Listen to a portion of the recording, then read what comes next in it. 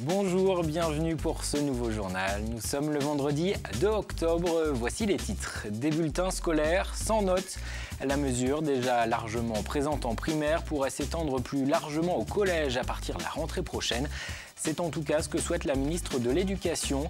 Le collège Renoir de La Roche-sur-Yon a déjà abandonné en partie les notes sur 20 depuis 3 ans. L'alternance repart. Le nombre d'élèves inscrits en apprentissage est en hausse dans les maisons familiales de Vendée. Vous le verrez, les nouvelles aides financières versées aux très petites entreprises ont permis à certains patrons de recruter cette année. Ce n'est pas toi que j'attendais, c'est le nom de la première bande dessinée de Fabien Toulmé.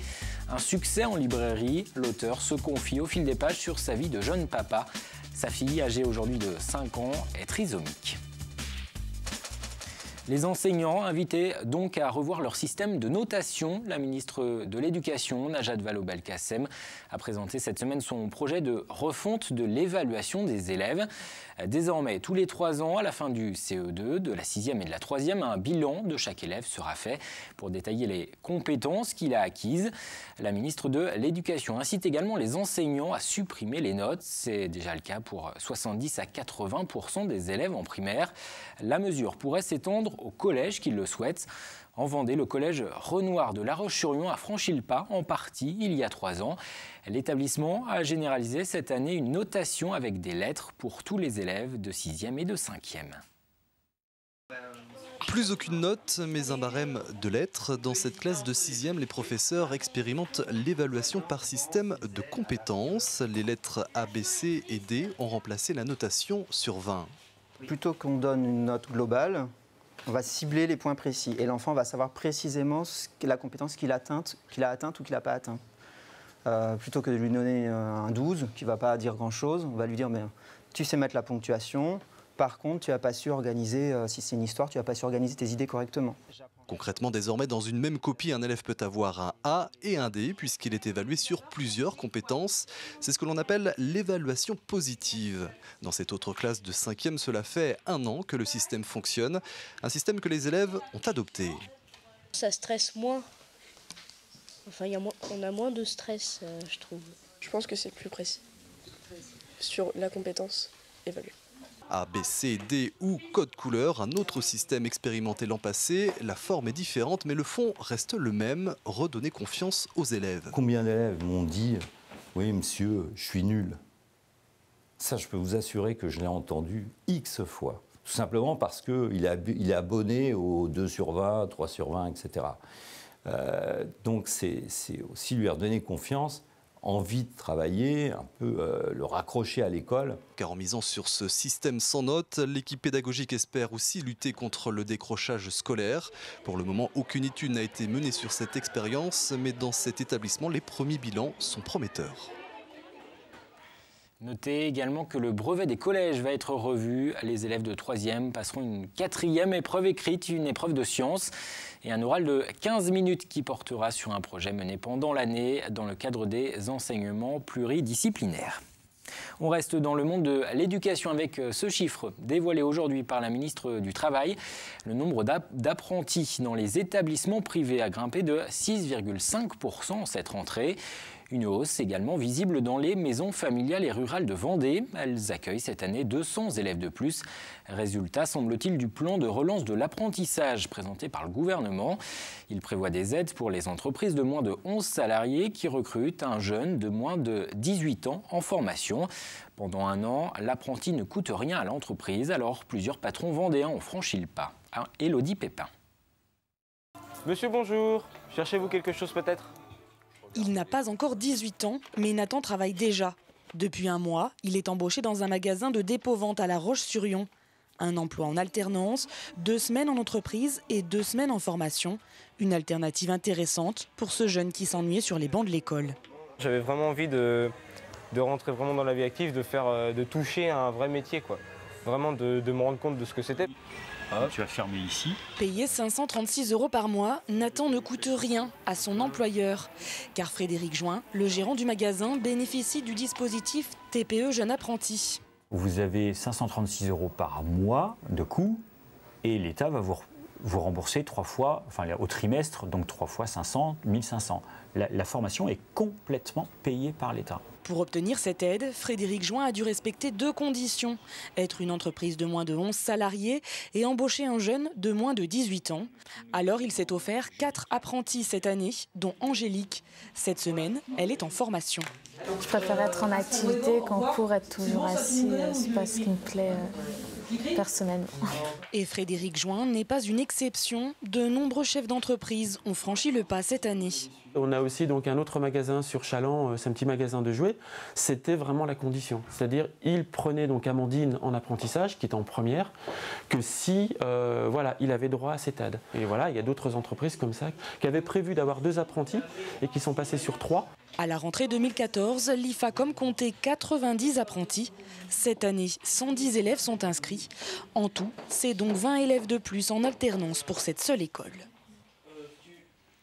Des drones pour lutter contre la délinquance routière. C'est l'une des annonces faites aujourd'hui par Manuel Valls. Ces drones permettront de détecter les conduites à risque. 500 radars supplémentaires seront également déployés d'ici 3 ans. 10 000 cabines sans radar à l'intérieur seront également installées. L'objectif de ces mesures est de faire baisser le nombre de morts sur la route. L'an dernier, en Vendée, 52 personnes ont été tuées dans des accidents contre 35 en 2013. L'avenir des communes évoqué aujourd'hui à Fontenay-le-Comte, c'était la 4e édition du Carrefour des maires de Vendée. Près de 500 élus et agents des collectivités étaient attendus, des collectivités qui s'interrogent sur le futur. Parmi les sources d'inquiétude, la baisse des dotations de l'État qui réduisent les budgets des communes, mais aussi la loi sur la nouvelle organisation territoriale qui prévoit notamment des communautés de communes plus grandes. Les Pointus devant la justice, les propriétaires des maisons de la Pointe de l'Aiguillon ont refusé de vendre à l'amiable leur habitation à l'État après la tempête Xynthia. Depuis, ils sont menacés d'expropriation. Une audience se déroulait hier au tribunal de La Roche-sur-Yon. Les Pointus ont rappelé leur volonté de conserver leur maison ou à défaut d'obtenir un dédommagement à la hauteur du prix de l'habitation et du terrain. La décision sera rendue en janvier prochain.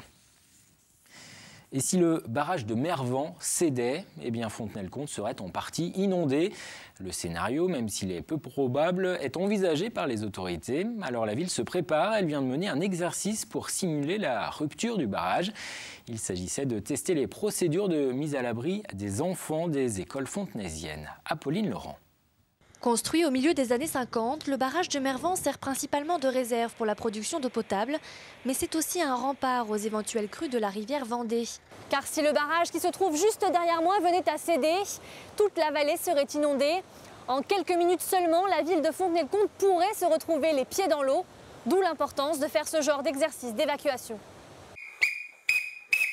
Les enfants, évacuation, vous allez prendre vos manteaux, vous mettez devant la porte en rang, Pascal vous compte. C'est l'effervescence dans la classe de grande section. Un message laissé sur le répondeur explique au directeur qu'il doit évacuer l'école de toute urgence. Très vite, les 62 élèves sont rassemblés et toute l'école se met en marche. Direction la salle René Cassin, située sur les hauteurs de la ville. Ça ne m'inquiète pas, c'est juste, ça montre justement un peu le dispositif qu'il faut qu'on puisse mettre en place. Ça peut aussi montrer les dysfonctionnements. Donc là par exemple c'est le répondeur qui a pris le message. Donc après on ne m'a pas rappelé pour me redire la situation. Donc voilà, ce sera à régler.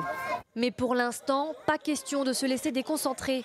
Il faut suivre le parcours qui a été défini en amont par la municipalité et surtout se dépêcher. Pas toujours facile avec les enfants de petite section. En tout, il aura fallu 20 minutes à l'école maternelle pour arriver à bon port.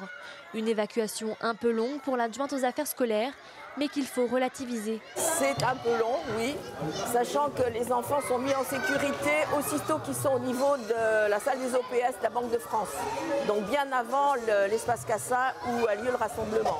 Des lieux qui se situent déjà un peu plus sur les hauteurs de la ville. Et à la fin de l'exercice, c'est l'heure du bilan. Cela faisait 5 ans qu'aucun exercice avait été organisé, alors il faut tout reprendre à zéro. Mais dans l'ensemble, tout s'est passé dans le calme. À partir du moment où toutes les écoles ont eu l'information d'évacuation et que les enfants ont pu sortir à temps, effectivement c'est plutôt satisfaisant. L'autre école du centre-ville fera également un exercice de ce genre dans le courant de l'année. Quant au barrage, un vaste chantier sera prochainement lancé. Le début ce vendredi du salon Habitat & Co de La Roche-sur-Yon. Il va se poursuivre jusqu'à dimanche au parc des Expos des Oudéries. 150 professionnels sont présents pour parler construction, rénovation, aménagement ou normes environnementales. Au total, 6500 mètres carrés d'exposition. Des ateliers sont aussi programmés, notamment autour de la décoration. Cette année, on a une présence d'exposants beaucoup plus importante sur la déco intérieure. 25% des exposants présentent des solutions en déco intérieure. Et puis on a également la présence de 2 architectes de France 5 qui seront présents samedi et dimanche pour conseiller les visiteurs sur leurs aménagements intérieurs. On passe au sport. Parmi les rendez-vous du week-end, en plus du championnat du monde de savate boxe française que l'on évoquait hier, il y a du basket. Début du championnat de Ligue 2 pour les filles de La Roche-sur-Yon. Elles reçoivent demain Tarbes sur leur parquet. Premier match de la saison également en ring hockey pour la Vendéenne. Ce sera face à Plonéour-Lanverne. À l'Aiguillon-sur-Mer, le triathlon du Sud-Vendée accueillera lui samedi et dimanche plus de 1200 athlètes. Avec cette année pour la première fois une épreuve de triathlon longue distance. Enfin, dimanche, le 44e Tour de Vendée, départ donné à la mi-journée depuis Olonne-sur-Mer pour une arrivée prévue en fin d'après-midi à La Roche-sur-Yon.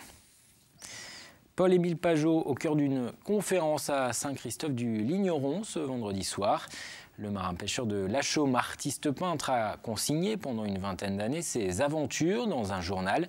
Des carnets illustrés à la gouache ou au crayon de couleur sur le thème principalement de la mer. Une partie de ces textes et dessins a été regroupée dans un ouvrage, Mes aventures, journal inédit de Paul-Émile Pajot, établi et présenté par l'historien Alain Gérard, fasciné par le témoignage laissé par le marin-pêcheur. Parmi une communauté qui ne se dit pas, qui ne s'écrit surtout pas, lui a connu le miracle. Le miracle, c'est de rencontrer un instituteur, un de ces fameux hussards noirs de la République, qui lui apprend à écrire merveilleusement. Rencontre à présent avec Fabien Toulmé. Cet ingénieur est aujourd'hui auteur de bande dessinée. Il a sorti il y a un an son premier roman graphique, Ce n'est pas toi que j'attendais. Un succès en librairie. Fabien Toulmé y livre de manière franche et drôle son témoignage de jeune papa. Il a appris à la naissance de sa fille Julia qu'elle était trisomique. L'auteur était de passage il y a quelques jours à Chantonnay pour une rencontre avec le public dans le cadre du mois du handicap. Alix Lanos. Finalement, c'est pas si terrible, c'est plus de penser à ça qui est, quand l'enfant naît qui est terrible que de le vivre. Quand on le vit au jour le jour, finalement, c'est pas si dur. Ce n'est pas toi que j'attendais. 256 pages de romans graphiques dans lesquels Fabien Toulmé se met à nu pour nous raconter l'histoire de Julia, sa fille trisomique. Un handicap auquel il n'était absolument pas préparé. La première réaction, c'est surtout penser à moi, en fait, égoïstement, de me dire si effectivement elle a la trisomie, ma vie change. En pas bien, je vais passer ma vie à m'occuper d'elle et ce sera un fardeau. Des propos durs, tout comme les sentiments qui animent alors le jeune papa. L'auteur ne s'épargne pas dans ce témoignage poignant sur le handicap. Mais du rejet jusqu'à l'acceptation, il dit et dessine tout, toujours avec humour et tendresse. Avant, quand les gens nous regardaient, moi ça me mettait mal à l'aise parce que j'étais pas à l'aise avec la situation, j'avais pas intégré le truc. Aujourd'hui, sincèrement, je ne fais pas attention. Je pense qu'ils me regardent parce que ma femme est belle, mais il n'y a pas d'autre raison de nous regarder. Je pense que je suis moins con qu'avant sa naissance, quoi. Avant qu'elle naisse, j'étais ignorant par rapport à la question du handicap, de la trisomie, et j'en avais peur, et ce n'était pas des peurs fondées. Et forcément, je suis beaucoup plus tolérant aujourd'hui que je l'étais avant, donc j'estime être une meilleure personne aujourd'hui qu'avant. Fabien Toulmé signe là son premier livre. Lui qui avait toujours rêvé d'être auteur de BD a réussi le pari de conquérir le public avec un thème difficile. Mais finalement, derrière le handicap, le livre traite d'un sujet tout aussi universel, celui de l'amour, l'amour inconditionnel d'un père pour sa fille. J'ai pas voulu dessiner ce livre. Quel temps pour ce week-end? Eh bien, c'est le retour des nuages. Quelques averses déjà demain. Les pluies seront plus fréquentes dimanche après-midi. Les températures seront en baisse, pas plus de 17 à 18. Armelle Pavageau vous en dit plus dans un instant. Lundi, c'est un nouveau visage, celui d'Élodie Pépin, que vous découvrirez à cette même place pour le journal. On termine avec 4 lettres. SFDA comme Saint-François d'Assise. Les 1600 élèves du lycée de La Roche-sur-Yon étaient réunis ce vendredi à la mi-journée pour réaliser un logo humain à l'occasion de l'anniversaire de l'établissement. Il y a un an, les lycées Saint-Joseph et Saint-Louis ont donné naissance à ce lycée Saint-François d'Assise. On se quitte sur ces images. Je vous souhaite un très bon week-end.